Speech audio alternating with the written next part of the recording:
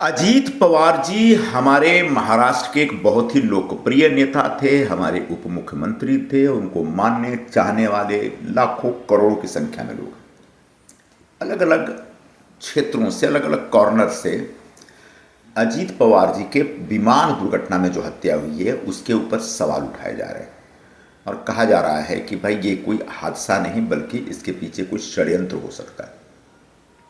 जब कोई एक लोकप्रिय नेता अचानक हमारे बीच से जाता है तो उनके चाहने मानने वालों के मन में बहुत सारे सवाल उठते हैं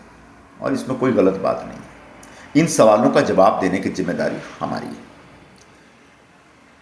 अजीत पवार जी की पत्नी श्रीमती सुनेत्रा पवार और उनकी पार्टी के तमाम जो प्रमुख नेता, उन्होंने माननीय मुख्यमंत्री श्री देवेंद्र फडणवीस से मिलकर के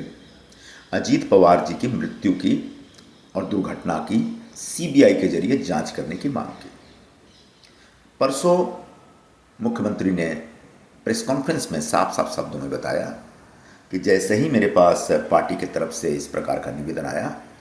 मैंने एक पत्र बना करके महाराष्ट्र सरकार की तरफ से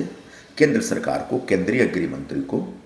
सीबीआई इंक्वायरी इस पूरे प्रकरण में लगाने के लिए चिट्ठी लिख दी। मतलब अब केंद्र सरकार को फैसला करना है और केंद्र सरकार निश्चित तौर पर अजीत पवार की जो मृत्यु हुई है उससे आहत है और इस पूरे प्रकरण की जांच कराने में केंद्र सरकार की रुचि हो सकती है और होनी चाहिए।